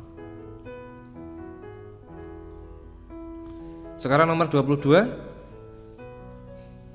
Kelemahan film Sang Pemimpi. Kalau kita mencari kelemahan, berarti kita mencari kalimat-kalimat yang nadanya negatif. Kalau yang positif berarti keunggulan. Ya, negatif. Ada kata sangat disayangkan bahwa alur cerita sangat disayangkan, itu adalah ciri dari kalimat negatif. Berarti jawabannya ini ya. Kalau keunggulan adanya positif, contohnya sangat, luar biasa, baik, cerdas dan sebagainya. Kalau yang kelemahan itu nadanya negatif, kurang, tidak, gagal, sangat, disayang dan sebagainya. Nomor 23. Diminta untuk mencari perbedaan dua teks, yaitu teks ini bukan pantun ya, ini puisi. Yang pertama pantun, yang kedua adalah syair. Ini sebetulnya hafalan ya. Hafalan. Ini jawabannya B. Karena yang pertama misalnya A, mengapa salah? Sajaknya sama. Sajak itu persamaan bunyi akhir. Salah ya. Ini sajaknya ABAB. Sedangkan yang teks kedua bersajak silang. Yang A itu salah karena kebalik ya. Seharusnya yang teks yang kedua itu syair itu nadanya adalah sama, bukan silang. Ini kebalik, berarti salah. Mengapa jawabnya B? Karena B itu paling sempurna, itu nadanya ABAB. Yang pertama disebut pantun, yang kedua itu nadanya AAA atau variasinya, disebut dengan syair. Ini sifatnya hafalan, ini silakan dihafalkan lagi di rumah. Oke, lanjut ya. Nomor 24, ini panjang sekali. Ini dari story-nya film Twilight ya. Film apa itu ya? Dracula. Twilight. Baik, kita diminta untuk mencari ringkasan. Perlu diketahui, mencari ringkasan itu kan rumusnya tadi seperti ini sih ya. Kalau ringkasan itu bentuknya fiksi atau cerita seperti ini, novel cerpen, maka harus runtut jalan ceritanya. Kalimatnya boleh dibolak-balik, tapi jalan ceritanya harus runtut, endingnya harus runtut. Kalau yang ringkasan non fiksi seperti tadi, yang bukan selain sastra, berarti yang runtut adalah kalimat-kalimatnya, tidak boleh dibalik-balik, kalimatnya harus runtut. Jadi yang ringkasan fiksi itu yang runtut adalah jalan ceritanya, yang non fiksi itu yang runtut itu adalah kalimat-kalimatnya. Oke, sekarang setelah dianalisis, ini ceritanya ya, silakan kamu baca. Pause dulu ya, dibaca. Baik, setelah dibaca, ini adalah ringkasan awalnya yang saya analisis. Oke, ini jalan ceritanya. Jadi kalau mencari jalan cerita itu sebetulnya mudah. Baca semua ceritanya, terus kita diam, terus kita hanya menyimpulkan awal, tengah, akhir. Apa awalnya? Bella suka sama Edward. Apa tengahnya? Bella curiga dengan keluarga Edward. Pendiam sih ya. Terus apa endingnya? Edward menjauh dari Bella. Caranya opsian pilihan ganda yang seperti itu. Terus jawabannya B. Bella tertarik sama Edward, terus curiga, terus tingkah lakunya aneh dan menjauhi si Bella. Oke ya. Sudah, kita lanjut ke nomor 25. Bentuknya adalah teks drama. Kita diminta untuk membandingkan atau mempersamakan. Ya, persamaan watak tokoh Budi dan Dito. Caranya dramatik dan analitik. Sama. Ini ya. Teks yang pertama ceritanya tentang si Budi, dia itu tidak mau mencontek dan tidak mau memberikan contekannya. Anak yang tidak mau mencontek sama memberikan contekannya adalah anak yang satu jujur, yang kedua tegas. Teks yang kedua juga sama prolognya ya. Dito dan ibunya itu menemukan liontin. Kemudian liontin itu tidak dijual sama ibunya. Si Dito tidak mau. Berarti sifat Dito itu adalah jujur karena tidak mau menjual barang yang bukan miliknya. Terus dia dipaksa oleh ibunya tetap disuruh menjual, tapi dia tidak mau. Anak yang seperti itu namanya yang teguh pendirian. Oke, sama sebetulnya ya. Dua-duanya jujur, yang dua-duanya juga tegas. Kita mencari persamaannya. Ya, yang pertama A. Mengapa A betul? Karena ini sifatnya sama. Yang ditanyakan karena persamaannya sih ya. Kedua tokoh tersebut sama-sama watak jujur. Oke, betul. B. Kedua tokoh tersebut sama-sama ego yang tinggi. Salah ya, kalau ego yang tinggi itu maknanya itu menjadi peorasi ya. Peorasi itu makna nada yang buruk. Hamil, bunting itu sih ya. Menjadi bunting itu kan nadanya rendah. Salah. Yang C, tokoh Budi jujur. Oke, masuk. Dito tetap pendirian. Oke, bisa. Tapi yang dicari adalah persamaannya. Pernyataan yang C itu betul, tapi yang dicari persamaannya menjadi salah. Harusnya jujur sama jujur. Kalau diganti tokoh Budi jujur dan tetap pendirian, Dito jujur dan teguh pendirian, berarti itu betul. Tapi di sini kan salah ya. Karena yang dimunculkan jujur sama tetap pendiriannya. Yang D salah karena ada kata tegas. Oke, Budi tegas, tapi Dito itu tidak keras ya. Dito itu adalah tegas pula seperti si Budi. Kedua tokoh tersebut sama-sama memiliki watak tegas, oke, dan disiplin. Nah, disiplin di sini tidak dijelaskan. Tidak. Tadi kalau kalian nanti dibaca lagi teksnya, teks drama 2 itu tidak menjelaskan disiplin. Berarti yang paling tertepat adalah A. Nomor 26. Ringkasan isi kutipan cerpen tersebut yang tepat adalah, kalau mencari ringkasan bentuknya adalah teks, cerpen, novel, maka rumusnya seperti yang saya berikan tadi ya. Rumusnya runtut jalan ceritanya. Caranya silahkan dibaca ceritanya, kemudian diam ya 2 menit lah, kemudian kita mencari awal, tengah, ending gitu caranya. Kita cari sekarang sama-sama. Gimana ceritanya? Ya ceritanya itu dia menemukan dompet, dibuka isinya berharga uang banyak, kemudian mengembalikannya. Cari opsi pilihan ganda yang seperti itu nadanya. Nah setelah dianalisis jawabannya D. Caranya merenung sebentar, kemudian cari yang seperti itu. Ya, cakupan materi yang ketiga, menulis terbatas. Kita sudah di tengah-tengah perjalanan ya. Kita lanjut. Nanti kalau video ini terlalu panjang, nanti saya buat menjadi 2 bagian. Silakan nanti bagian pertama sama kedua dilihat sampai habis. Istilah yang tepat untuk melengkapi paragraf yang rumpang tersebut adalah, kalau mencari paragraf yang rumpang adalah baca kalimat sebelum dan baca kalimat sesudah. Cuma di sini masalahnya kita diminta untuk mencari istilah yang istilahnya itu berhubungan dengan bahasa asing. Kalau kita ke ruang UNBK kan tidak boleh membawa kamus, tidak boleh membawa kamus fisik atau kamus di HP kita kan tidak boleh ya, smartphone ya, tidak boleh.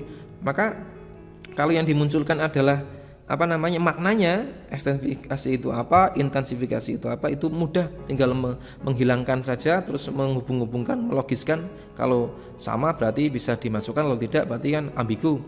Tapi ini yang dimunculkan adalah kata-kata yang berasal dari bahasa asing dan kita belum paham. Maka rumusnya tidak ada. Rumusnya ya kalian baca, ya sering membaca lah. Biasanya itu materi-materi yang tema-tema yang dimunculkan itu tema-tema yang berhubungan dengan tema yang aktual, ya sekitar 2 bulan yang lalu sebelum UNBK ini. Ya tentang bencana mungkin ya, itu mungkin ada di situ. Coba kita analisis. Tapi biasanya di dalam satu kalimat itu ada sinonim, kata yang hampir mirip atau seimbang. Nanti kita lihat analisis. Muncul nanti. Kita lihat pertanian merupakan salah satu upaya dalam meningkatkan. Nah, di sini ada kata jawabannya E ya. Intensifikasi itu artinya peningkatan. Kemudian ekstensifikasi artinya perluasan. Sorry, ini malah kepecet.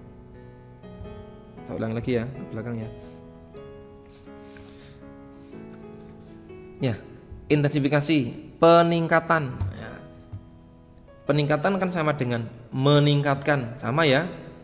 Kemudian di sini ada kata perluasan, ekstensifikasi, perluasan. Di sini ada kata pelebaran, lebar sama luas. Itu sama-sama jenisnya ukuran atau bersinonim. Cuma masalahnya kita tidak tahu maknanya. Kalau kita maknanya kan kita sulit.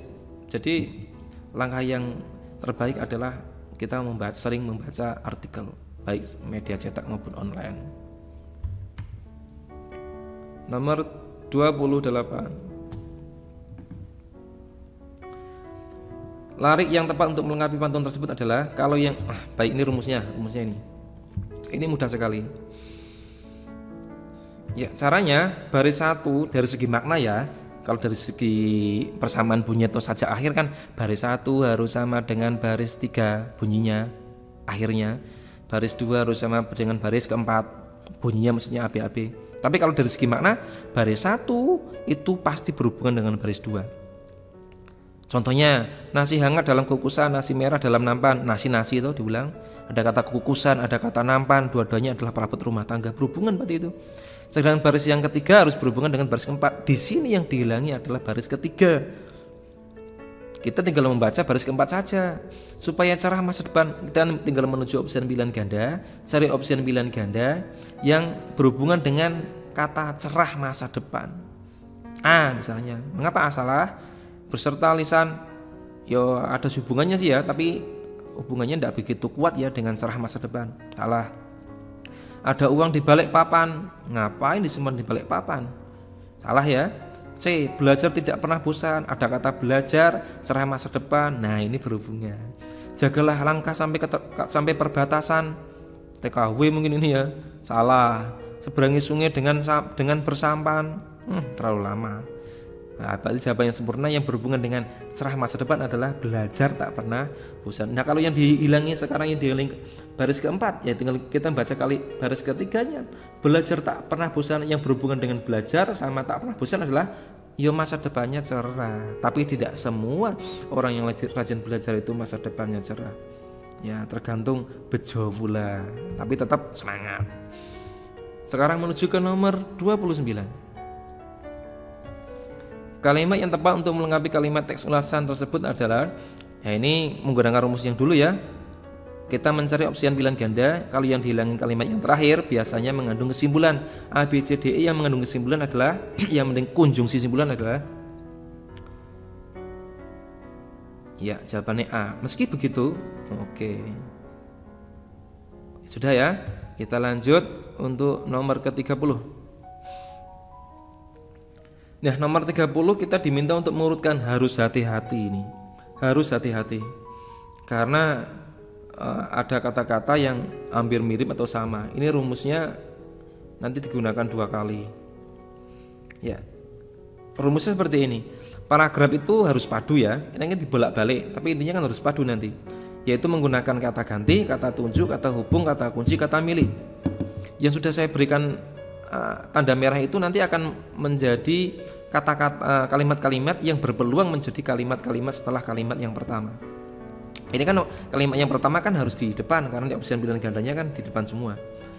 Ada nama nomor 1, nomor 2 dan nama saya lantip nomor berapa itu? Nomor 5 ada kata nama itu diberikan muncul nama lagi di situ. Nah, di sini kita harus seleksi lagi. Jadi intinya harus selektif, kemudian waspada. Kalimat awal, kata awal sama kata akhir biasanya diulang-ulang pada kalimat kata awal, nanti diulang pada kalimat terakhir, pada kata terakhir. Kata terakhir akan diulang pada awal kalimat berikutnya seperti itu. Nah, ini jawabannya D. Nama saya Lantip. Tidak, nama saya yang asli adalah Deso, dusun, deso, wage. Nanti kalimat setelah nomor 3 kalimat ketiga harus muncul kata wage, yaitu nomor 5 ada kata wage. Di dalam kata wage itu nanti dia baru menuju ke nomor 2 ya. Nama Lantip itu baru nomor 2 ternyata ini. Saya dapatkan kalau kita baca sekilas nomor 1 terus nomor 2 gitu ya.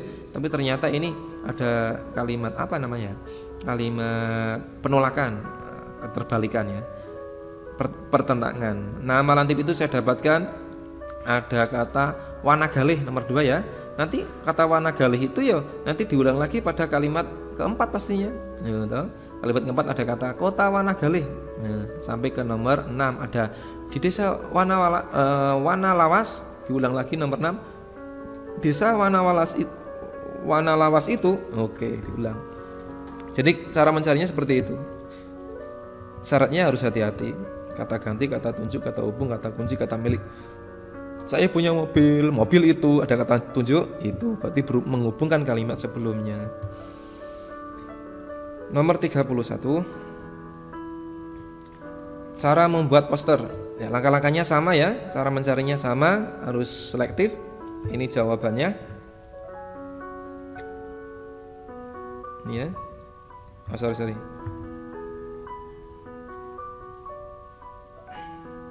Ini jawabannya. Rencanakan dulu, terus pilih templatenya.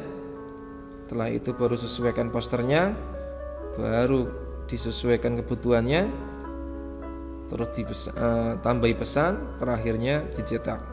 Ini rumusnya sama dengan yang tadi, tapi harus hati-hati ya. Nomor 32, sinonim kata dimensi. Ini sinonim berarti harus berhubungan maknanya. Baik, caranya seperti ini. Yang namanya sinonim atau makna kata, di dalam sinonim ada makna kata ya. Makna kata itu kan harus sesuai dengan kamus ya. Nah, sementara kita kalau dalam UNBK kan tidak boleh bawa kamus baik digital maupun yang cetakan seperti itu. Maka caranya ada cara sebetulnya. Ini sudah saya jelaskan di video tutorial yang sebelumnya. Coba kamu lihat bagian dilestarikan. Nah, bentuk kata yang nanti disinonimkan itu juga harus disamakan.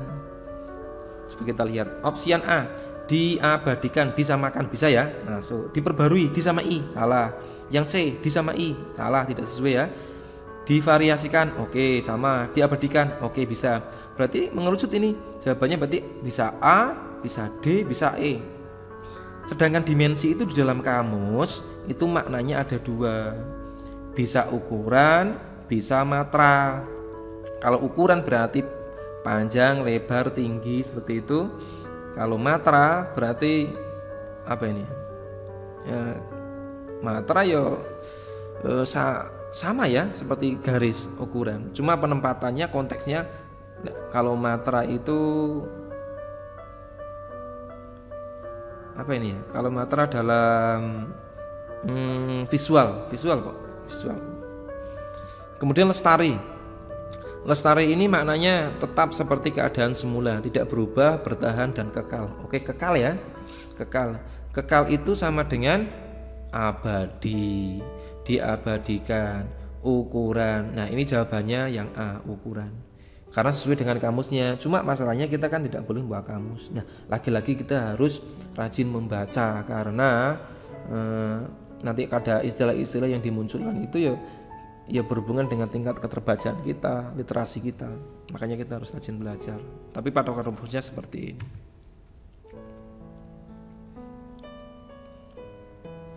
Ini ada contoh, nanti ada soal yang bentuknya membuat variasi kalimat.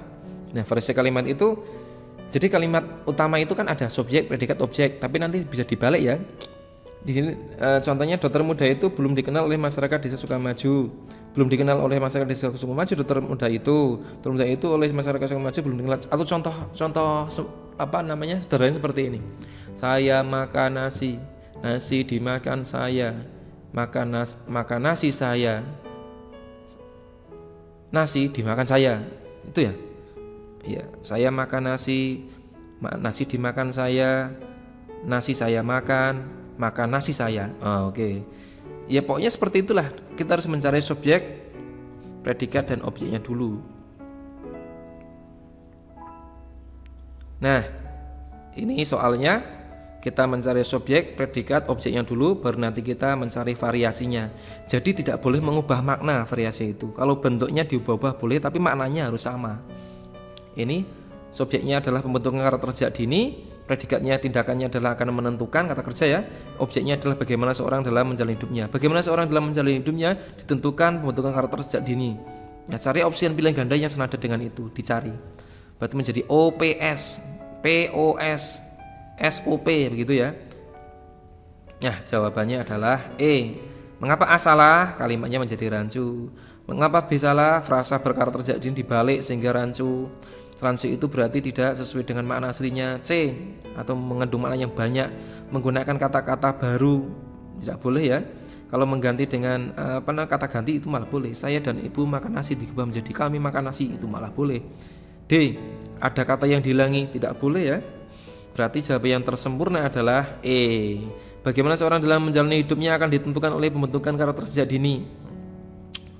O P S berarti baliknya. Ini rumusnya. Nanti file ini akan saya berikan untuk kalian.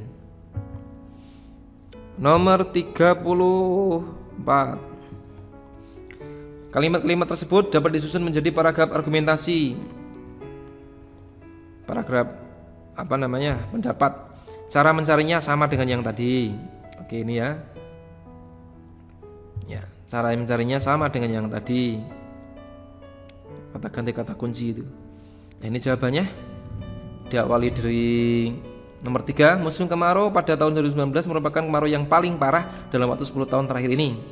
Mengapa salah itu nomor 4? Hal ini karena hujan tidak turun. Hujan tidak turun itu sebetulnya bersinonim dengan musim kemarau. Itu alasannya mengapa nomor 4 itu menjadi nomor yang kalimat yang kedua. Dan ada kata hal ini. Hal ini adalah kata tunjuk yang menunjukkan dari kemarau tadi. Kemudian dilanjut nomor 1, ada kata hujan diprediksi. Yang saya beri tanda merah itu adalah kata-kata yang berpeluang untuk mengisi kalimat-kalimat berikutnya. Ada kata jika hal tersebut, ada kata tunjuk tersebut yang menunjukkan apa? Menunjukkan dari ya tadi itu, dari prediksinya itu. Oke ya. Berarti harus mencari kalimat penjelasnya, kata kunci, kata hubung, kata milik, kata ganti. 35. Simpulan kalimat-kalimat berisi data tersebut yang tepat adalah, kalau mencari simpulan itu, kalau di sini kan kita harus mencari gagasan utama dulu di mana ya. Ternyata di ending ada kata artinya. Dengan demikian artinya adalah, nah carilah opsi pilihan ganda yang senada dengan kalimat yang terdapat konjungsi tadi, simpulan artinya. Nah, itu jawabannya A yang senada. Kita lanjut nomor 36. Ini informasi verbal diubah menjadi non verbal. Ini biasa ya. Setelah dianalisis ternyata ya ini kalian tinggal kecermatan saja. Tapi harus cermat karena ini kan sifatnya menghubung-hubungkan sih ya. Fiksi, non fiksi, bulannya. Mata kita kan harus jeli ini. Nah, Pokoknya soal-soal seperti ini sebetulnya mudah, tapi harus waspada, jangan gegabah. 37. Kalimat yang tepat untuk melengkapi teks eksposisi tersebut adalah kalau yang dihilangi kalimat ada di tengah, maka baca kalimat sebelum, baca kalimat sesudah, cari kata kuncinya. Baca kalimat sebelum, baca kalimat sesudah, cari kata kunci atau kata yang sering muncul.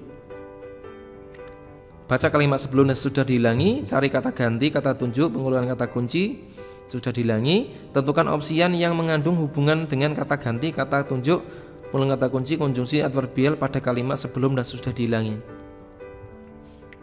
Apa itu? Ada kata manfaat, ini muncul terus ya. Nah, jawabannya ini.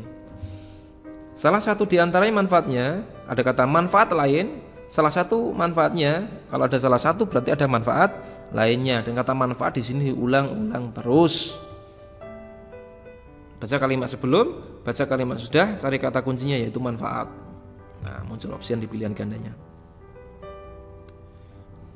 38, baca kalimat sebelum, baca kalimat sudah, sama ya. Ini rumusnya masih sama, kita tentukan.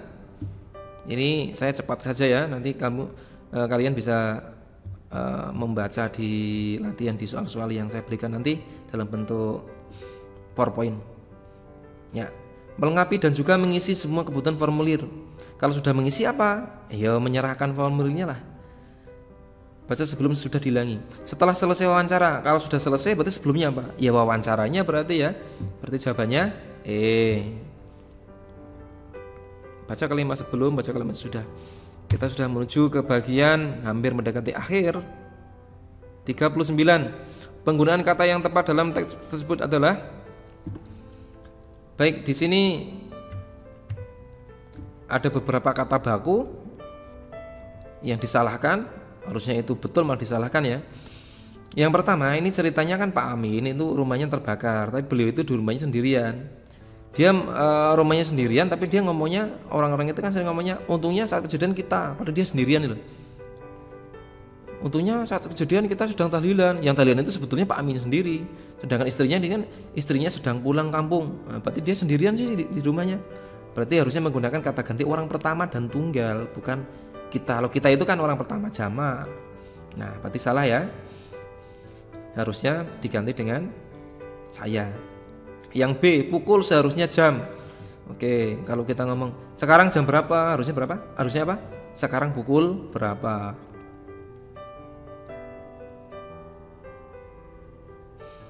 Akta seharusnya akte, salah ya. Akta itu sudah benar, jangan disalahkan akte. Ijazah itu pakainya Z bukan S, salah. Hangus itu ya hangus bukan angus. Angus itu apa? Kalau angus itu bahasa Jawa, bahasa artinya adalah kayu sisa pembakaran. Angus bukan ingus. Nomor 40, penggunaan konjungsi yang tidak tepat pada teks tersebut adalah. Baik, untuk materi yang ini silakan kalian hafalkan saja, hafalkan. Saya tidak usah menjelaskan ya, hafalkan. Nanti ini akan muncul. Nanti akan muncul di UNBK, diminta untuk menghafalkan konjungsi-konjungsi yang ada di sini. Ada berapa itu ya? Konjungsi bahkan, namun, akan tetapi, terus melainkan. Oleh sebab itu ya silakan nanti akan tetapi ya silakan nanti dihafalkan sendiri, itu nanti yang akan muncul di UNBK. Pokoknya dihafalkan sajalah. Lanjut ya. Nomor 41. Istilah yang tepat untuk melengkapi teks tersebut adalah ya sama ini ya, baca kalimat sebelum dan kalimat sesudah dihilangi terus dihubungkan, cari kata yang bersinonim.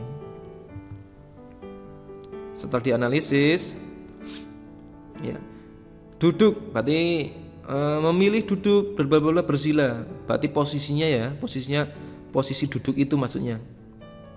Terus bla bla bla, seorang titik pun menghampiri seraya membawa orang di rumah makan yang membawa daftar makanan, berarti siapa?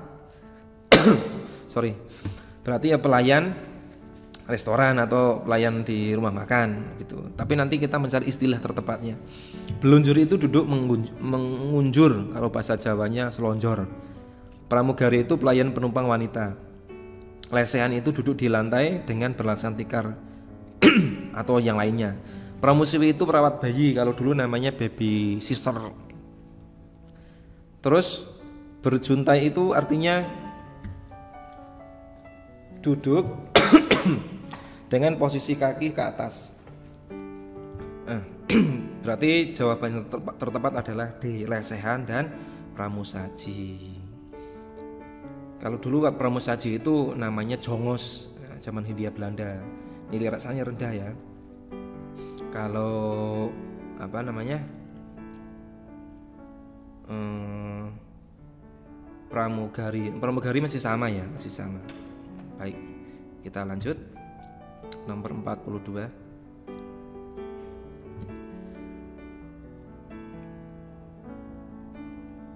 Kata bentukan yang tepat untuk melengkapi kalimat tersebut adalah kata bentukan itu kata yang mendapatkan imbuhan. Tapi maknanya harus sama nanti, maknanya harus sama. Contohnya di sini. Kata bentukan yang tepat untuk melengkapi teks tersebut adalah makna ber di dalam kalimat itu makna kata ber itu setelah mendapatkan imbuhan ber kata latih, ber itu maknanya adalah membiasakan. Berlatih berarti membiasakan latihan, belajar membiasakan belajar. Kemudian ditingkatkan itu artinya telah mengalami proses. Latihan, han itu maknanya hasil. Melatih itu adalah proses, mengajar atau membiasakan. Meningkatkan artinya membuat jadi. Sekarang kita lihat di sini. Fisik atau olahraga. Olahraga di sini kata benda atau kerja? Kata benda ya. Maka kita harus mencari nanti yang pertama adalah kata benda. Kata benda itu biasanya adalah hasil ya. Hasil berarti cirinya menggunakan akhirannya an. Latihan. Ya, latihan. Kemudian kalimat pada clause yang kedua ada kata pengambilan gula darah oleh otot. Kalau kita masukkan ditingkatkan, misalnya latihan fisik atau olahraga juga ditingkatkan pengambilan, enggak cocok ya, enggak ambigu, harusnya menggunakan me ya. Kalau di itu kan telah mengalami proses, tapi kalau men itu adalah membuat jadi atau kegiatannya lah. Berarti jawaban yang tepat adalah E, yaitu latihan sebagai hasil kata bendanya, meningkatkan yaitu prosesnya. Juga proses pengambilan, berarti kan sama ya, meningkatkan pengambilan gula darah otot. Bukan ditingkatkan tapi meningkatkan. 43. Perbaikan kalimat tidak efektif tersebut yang benar adalah, biasanya kalimat efektif tidak efektif itu dia mengandung pleonasme atau mengandung persamaan kata, makna kata. Dia menggunakan kata yang sama maknanya. Contoh di sini. Jawabannya C ya. Sekolahnya banyak berbagai. Lah banyak itu kan sudah jamak, berbagai juga jamak, berarti mengulang-ulang maknanya sama. Berarti pleonasme salah. B, berbagai jenis, berbagai sama jenis. Berbagai itu lebih dari satu, jenis juga lebih dari satu, berarti salah. Sekolahnya terdapat berbagai tanaman obat.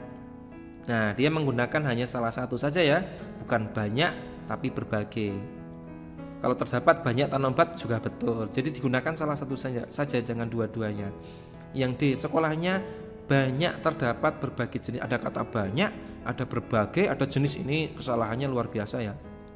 E, banyak terdapat jenis-jenis. Banyak lebih maknanya jamak, jenis-jenis maknanya juga jamak, berarti salah. Jawaban yang tepat adalah C.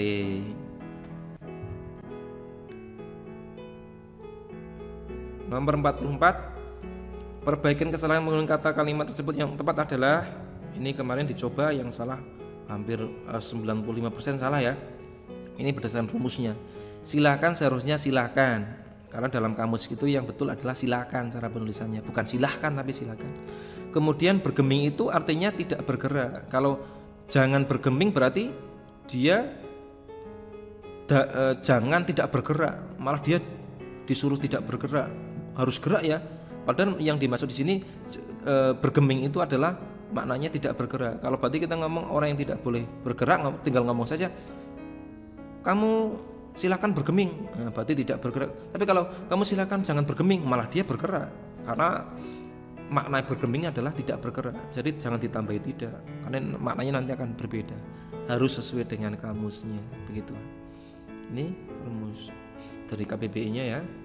Oke, kita lanjut ke 45. Baik, kita nanti akan menemukan kata yang sudah betul tapi disalahkan. Ada kata yang salah juga dibetulkan nanti ya. Nanti selektif. Kita lihat di sini dektoksin itu sebetulnya sudah betul. Bodreksin, dektoksin itu pakainya X bukan KS. Maka yang A itu sebetulnya sudah betul, jangan disalahkan. Yang B, percaya diri seharusnya rendah diri. Percaya diri itu kan artinya tidak, percaya diri artinya kan optimis. Kalau rendah diri itu artinya pesimis. Berarti ini salah ya. Percaya diri itu berbeda dengan rendah diri. Cuma kita kadang kalau ngomongan kita itu jadi orang harus rendah diri. Dia mau ngomong rendah hati, ngomong rendah diri. Itu idiom yang salah. Rendah diri itu berarti dia minderan. Tapi kalau rendah hati artinya tidak sombong. Harus hati-hati ini. Yang C, atasi segera seharusnya belilah produk. Kalau kita tempatkan di situ menjadi aneh ya, bahasanya menjadi aneh iklan itu. Maka itu sudah betul jangan disalahkan. D, mengenyampingkan seharusnya mengesampingkan ya. Untuk KBBI yang 2000 KBBI bukan IYD itu yang betul malah mengkesampingkan bukan mengenyampingkan. Tapi sekarang KBBI mulai dari tahun 2014 itu muncul, itu yang betul menjadi mengesampingkan, bukan mengkesampingkan tapi mengesampingkan. Berarti K-nya itu sekarang luluh. Kalau dulu kalau berasal dari bahasa asing, misalnya ada bahasa asing komunikasi, K-nya itu dulu tetap ada, mengkomunikasikan yang betul. Kalau sekarang yang betul mengomunikasikan. Jadi kita ikut aturannya saja lah. Kalau berdasarkan IYD dulu yang betul adalah mengkomunikasikan, sedangkan menurut PUEBI yang terbaru ini yang betul adalah mengomunikasikan. K-nya ikut luluh baik dari resapan dari bahasa asing maupun dari bahasa asli Indonesia. Nomor 46, perbaikan kalimat ambigu dalam teks tersebut yang benar adalah, baik ini ada kata ambigu ya. Ambigu itu memiliki multitafsir. Para tengkulak memberitahu. Nah ini dia memberitahu makanan apa dia memberitahu apa? Kalau tahu berarti kan makanan ya. Para tengkulak memberitahu kepada pedagang keliling. Berarti dia memberikan tahu makanannya. Seharusnya diganti memberitahukan. Nah, jangan memberitahu tapi memberitahukan.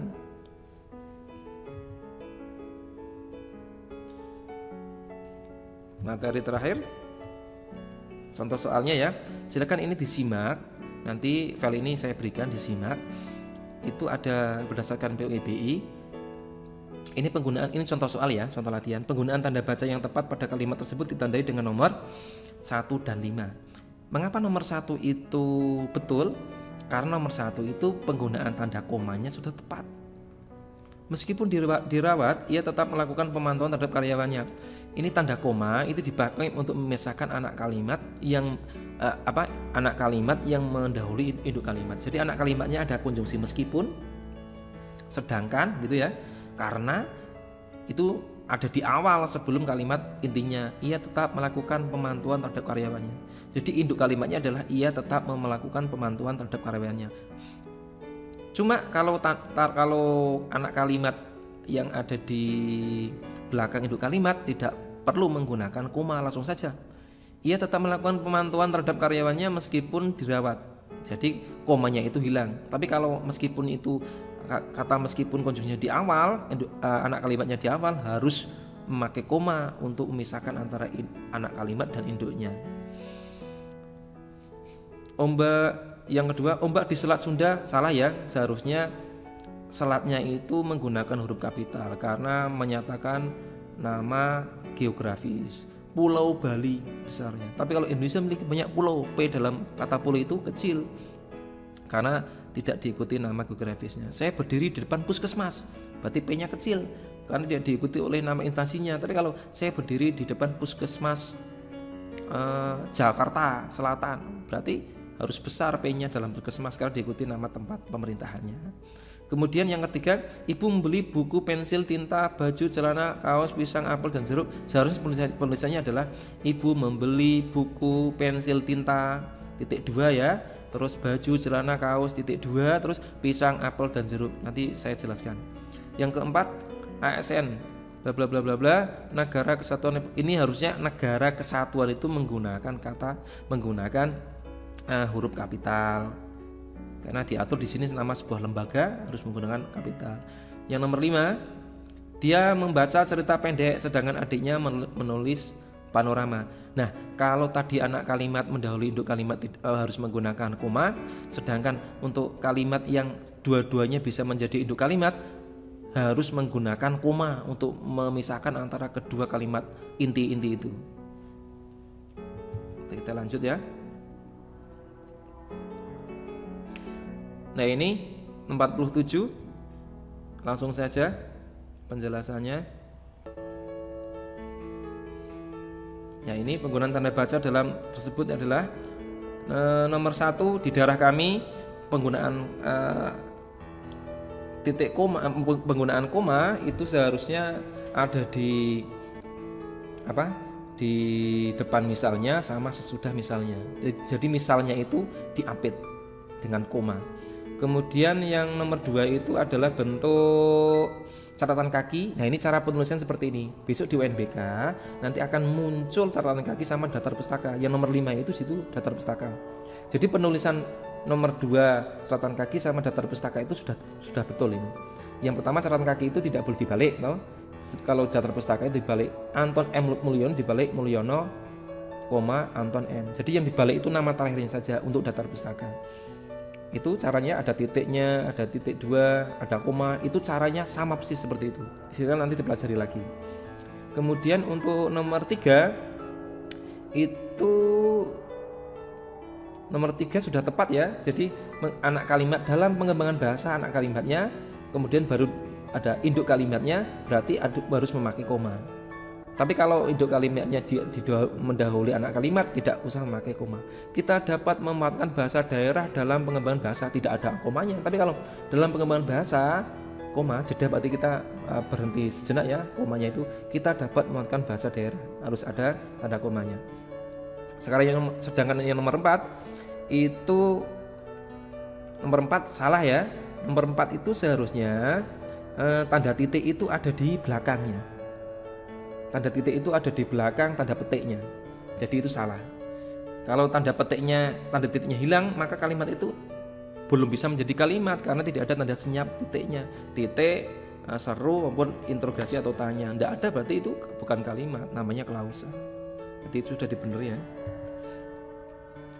Sekarang nomor 48. Ini contoh saja, nanti bisa dipelajari sendiri. Nomor 48. Nah, di sini cara penulisan judul. Ada preposisi dari. Kalau dari ada di awal menggunakan huruf kapital, tapi kalau dari di tengah hurufnya menggunakan kecil. Itu ya, ini rumusnya di, ke, dari, dan yang. Untuk itu kalau ada berada tidak di awal hurufnya kecil. Di kalau digabung juga hurufnya besar ya. Karena ada di yang digabung, ada yang dipisah. Di digabung manakala bisa dipositifkan menjadi me, atau biasanya diikuti oleh kata benda. Diikuti oleh kata kerja, tidak diikuti oleh selain kata kerja. Misalnya kata benda ya. Kalau diikuti kata benda dipisah. Di rumah tidak bisa menjadi merumah, maka D-nya harus dipisah. 49. Perbaikan kesalahan penggunaan ejaannya tepat. Oke, ini kata maha. Ya, kata maha itu ada yang dipisah, ada yang digabung. Ini rumusnya. Kata maha kalau menjadi nama Tuhan harus digabung. Kalau kata itu tidak mengalami proses morfologi atau penambahan atau pengimbuhan, afiksasi. Tapi kalau mendapatkan pengimbuhan harus dipisah. Contoh seperti ini. Maha sempurna. Sempurna kan kata dasar, harus digabung. Tapi kalau maha menyempurnakan, harus dipisah karena mendapatkan afikmen sama akhiran kan. Khusus untuk kata esa itu harus dipisah meskipun kata itu belum mengalami proses penambahan bentuk kata atau afiksasi, tetap dipisah. Mengapa? Alasannya karena kata esa itu merupakan termaktub pada Pancasila dan ini dinilai dari kesakralannya. Jadi kesakralan tidak boleh khusus untuk kata Esa ini tidak boleh disamakan dengan kata yang lainnya karena sudah termaktub di dalam Pancasila. Begitu ya. Terakhir, langsung saya jelaskan saja. Ini dari PUIBI ya. Silakan diperhatikan. Mengapa kok salah, mengapa kok betul? Ya, tadi dasarnya itu ya. Ya. Perbaikannya nomor 1 itu salah, merdeka atau mati itu ya. Tanda koma tidak dipakai untuk memisahkan petikan langsung yang berupa kalimat tanya, kalimat perintah atau kalimat seru dari bagian lain yang mengikutinya. Di sini tanda koma itu kan di sebelumnya ada tanda seru. Kalau ada tanda seru ini ya, tanda seru, tanda titik, tanda koma, tanda titik, tanda tanya itu tidak boleh menggunakan koma, harus langsung saja tanpa koma kalau ada tanda seru di sini. Tapi kalau tidak ada, ya harus ada komanya. Yang kedua, tanda seru, tanya dan titik digunakan sebagai akhir dari kalimat. Nah, di sini kalau mari kita menyanyikan lagu Maju Tak Gentar. Nah, di sini harusnya ada apa? Tanda senyap ya. Sedangkan di sini tanda tanda serunya itu interjeksinya ada di dalam kurung. Maka ini tidak menjadi kalimat, ini menjadi klausal karena tidak ada tanda senyapnya. Tanda senyap itu ada titik, ada seru, ada tanya. Nah, di sini menjadi kalimatnya menjadi ambigu karena tidak bisa menjadi kalimat, bisanya menjadi klausal. Tidak ada tanda senyapnya di belakangnya.